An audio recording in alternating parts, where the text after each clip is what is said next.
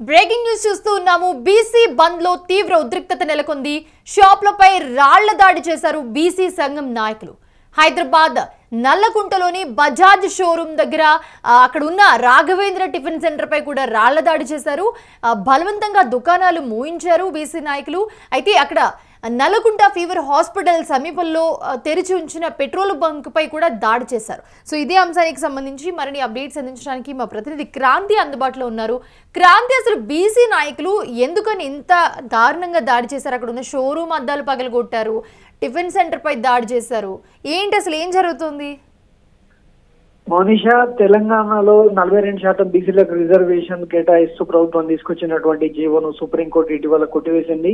ఈ నేపథ్యంలోనే గత 4 రోజులుగా తెలంగాణలోని బీసీ సంఘాలన్నీ కూడా బంద్కు పిలుపునిచ్చాయి. ఈ రోజు మే 18న బంద్ నిర్వహిస్తామంటూ విస్తృత స్థాయిలో బీసీ సంఘాల ప్రచారాన్ని కూడా నిర్వహించాయి. ఈ బంద్కు అన్ని రాజకీయ పార్టీలు, ముఖ్యంగా తెలంగాణలో ఉన్నటువంటి అధికార కాంగ్రెస్ పార్టీతో పాటు ప్రధాన ప్రతిపక్షంగా ఉన్నటువంటి బీఆర్ఎస్, దాంతో పాటుగా బీజేపీ, అన్ని పార్టీలు కూడా ఈ బంద్కు పిలుపునిచ్చాయి. స్వచ్ఛందంగా కూడా బంద్లో పాల్గొనాల్సిందిగా తమ శ్రేణుల్లో పిలుపునిచ్చాయి.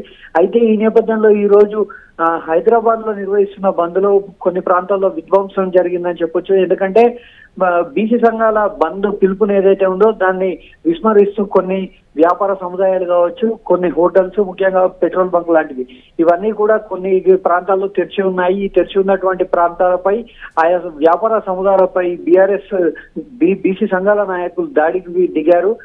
ముఖ్యంగా తమ డిమాండ్ ను, న్యాయబద్ధమైన డిమాండ్ ను ప్రభుత్వాలు పట్టించుకోలేదు, కేంద్ర ప్రభుత్వం పట్టించుకోలేదు అనేటువంటి ఒక నినాదంతో బీసీలు చేపడుతున్న ఈ బంద్ ను మొదటి నుండి కూడా సక్సెస్ చేయాలని అన్ని వర్గాల ప్రజలకు పిలుపునిచ్చారు. అయినప్పటికీ కూడా కొంతమంది అత్యుత్సాహం ఈ దాడికి కారణంగా చెప్పొచ్చు. ముఖ్యంగా హైదరాబాద్ నల్లగుంట ప్రాంతంలోని పలు ప్రాంతాలపై, పలు వ్యాపార సముదాయాలపై, ముఖ్యంగా అక్కడ ఉండేటువంటి ఒక ఎలక్ట్రానిక్ షోరూమ్ తో పాటుగా ఒక ప్రధాన హోటల్, అలాగే పెట్రోల్ బంక్, వాస్తవానికి ఇవన్నీ కూడా బంద్ లో భాగంగా బంద్ చేయాలి అనేటువంటి ప్రచారం అయితే జరిగింది. కానప్పటికీ వీళ్ళు కొంత వ్యాపార వర్గాల అత్యుత్సాహంతో ఈ దాడి జరిగిందని చెప్పుకోవచ్చు.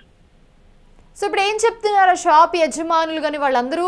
మన విజువల్స్ లో కూడా చూస్తున్నాం, అసలు వాళ్ళ రియాక్షన్ ఎలా ఉంది? వాస్తవానికి దాడి అనంతరం అక్కడికి పోలీసులు చేరుకున్నారు. దాడిలో పాల్గొన్నటువంటి కొంతమంది నిందితులు ఎవరైతే ఉన్నారో వారిని హెచ్చరిస్తూ వదిలేసినటువంటి పరిస్థితి ఇక్కడ కనిపిస్తుంది. అలాగే వ్యాపార వర్గాల నుండి కూడా వీరిపై దాడులు, ఎవరైతే బీసీ సంఘాల ప్రతినిధులు కావచ్చు, కార్యకర్తలు కావచ్చు, ఈ దాడికి పాల్పడ్డారో వారిపైన అఫీషియల్ గా ఇప్పటి వరకు పోలీసులకు ఎట్లాంటి కేసు మాత్రం రాలేదు, ఫిర్యాదు, లిఖితపూర్వకమైనటువంటి ఫిర్యాదు రాలేదు.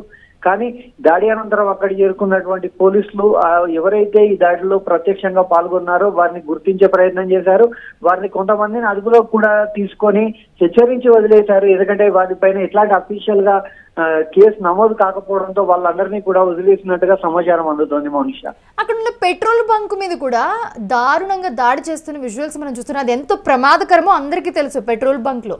సో అలా చేస్తుంటే అసలు అక్కడ అధికారులు కానీ లేకపోతే పోలీసులు కానీ ఎవరు రాలేదు. అసలు పెట్రోల్ బంక్ వాళ్ళు ఏం చేస్తున్నారు?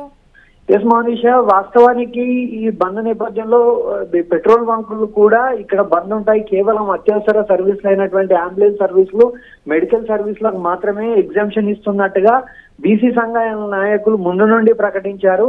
అయితే ఈ బంద్ లో పాల్గొనాల్సిన బంక్ యజమానులు, పెట్రోల్ బంక్ యజమానులు ఎవరైతే ఉన్నారో వారు వ్యాపార ఉద్దేశంతో దీన్ని తెరిచి ఉంచడం ఒక కారణం అయితే, దాన్ని ఒక సానుకూల ధోరణిలో సానుకూలమైనటువంటి హెచ్చరికల ద్వారా ముగించాల్సిన పరిస్థితి ఉండే. కానీ అక్కడ ఉండేటువంటి బంక్ సిబ్బంది బంద్కు నిరాకరించడం, పెట్రోల్ బంక్ ను క్లోజ్ చేయడానికి నిరాకరించిన నేపథ్యంలోనే దాడి జరిగినట్టుగా బీసీ సంఘాల నాయకులు ప్రకటించారు. అయితే ఇక్కడ ముఖ్యంగా చూసుకున్నట్టయితే వాస్తవానికి బంద్కు మద్దతు తెలపాల్సిన వాళ్ళు కూడా కొంతమంది ఇది ఒక అత్యుత్సాహంతో జరిగినటువంటి పరిణామంగా చూడాలి. వాస్తవానికి మీరు అన్నట్టుగా ఇక్కడ కనుక జరిగిన దాడి కొంచెం విధ్వంసం మరీ పెరిగే అవకాశం ఉంటే బంక్ లో నిజానికి చాలా ప్రమాదం జరిగి ఉండేది. చుట్టుపక్కల ప్రాంతాలు కూడా నిత్యం రద్దీగా ఉండే ప్రాంతాలు, అట్లాంటి జనసమూహం కూడా ఉండేటువంటి ప్రాంతాలు. కానీ ఈ రోజు బంద్ నేపథ్యంలో అక్కడ చాలా ప్రశాంతమైన వాతావరణమే ఉంది. కానీ బంక్ పై జరిగిన దాడి ఇంకొక రూపం కనుక తీసుకుంటే ప్రమాదం చాలా పెద్దగా ఉండేది అనేటువంటి భయాందోళనలు మాత్రం ప్రతి ఒక్కరిలోనూ నెలకొన్నాయి. సో ఇప్పుడు వాళ్ళని ఏమైనా అదుపులోకి తీసుకున్నారా? ఎవరైతే ఈ దాడులన్నీ చేశారో వాళ్ళని ఎవరైనా అదుపులోకి తీసుకున్నారా? పోలీసులు ఏం చెప్తున్నారు దీనికి సంబంధించి? మోనిషా, ఇప్పటి వరకు నల్లకుంట పోలీసులకు ఇట్లాంటి దాడికి సంబంధించి ఎట్లాంటి లిఖితపూర్వమైనటువంటి ఫిర్యాదు ఇవ్వలేదు. ఇటు ఎలక్ట్రానిక్స్ షోరూమ్ సంబంధించిన వాళ్ళు కావచ్చు, రాఘవేంద్ర హోటల్ యాజమాన్యం కావచ్చు, పెట్రోల్ బంక్ యాజమాన్యం కావచ్చు, వీరెవ్వరూ కూడా అక్కడ జరిగినటువంటి దాడికి సంబంధించిన దాడి చేసిన దుండగుల పైన కావచ్చు, బీసీ నాయకుల పైన కావచ్చు ఇప్పటి వరకు లిఖితపూర్వకమైన ఫిర్యాదు చేయలేదు. పోలీసులు కూడా ఈ విషయం పైన దృష్టి సారించారు. సీసీటీవీ ఫుటేజీలు కావచ్చు, అక్కడ బయటకు వేరే వైరల్ అవుతున్నటువంటి ఫుటేజ్లను కావచ్చు, వారిని పరిశీలించి ఎవరైతే దాడికి ప్రత్యక్షంగా దాడిలో పాల్గొన్నారో వారిని గుర్తించారు. అయినప్పటికీ కూడా వారిపైన ఫిర్యాదు లేకపోవడంతో ఇప్పటి వరకు పోలీసులు ఎవరిని కూడా అదుపులోకి తీసుకున్నట్టుగా నల్లకుంట పోలీస్ స్టేషన్ వర్గాలు ప్రకటించాయి. Right, thanks for the updates Kranthi. చూస్తూ ఉన్నాము నల్లగుంట ఫీవర్ హాస్పిటల్ ఏదైతే ఉందో దాని సమీపంలో అండ్ అలాగే అక్కడ పక్కన తెరిచి ఉంచిన పెట్రోల్ బంక్ ఏదైతే ఉందో దాని మీద అండ్ అలాగే ఆ పక్కన ఉన్న షోరూమ్స్ మీద అక్కడ ఉన్న టిఫిన్ సెంటర్ మీద మొత్తం కూడా బీసీ నాయకులు దారుణాతి దారుణంగా దాడులు చేసిన విజువల్స్ కూడా మనం స్క్రీన్ మీద చూస్తూ ఉన్నాం.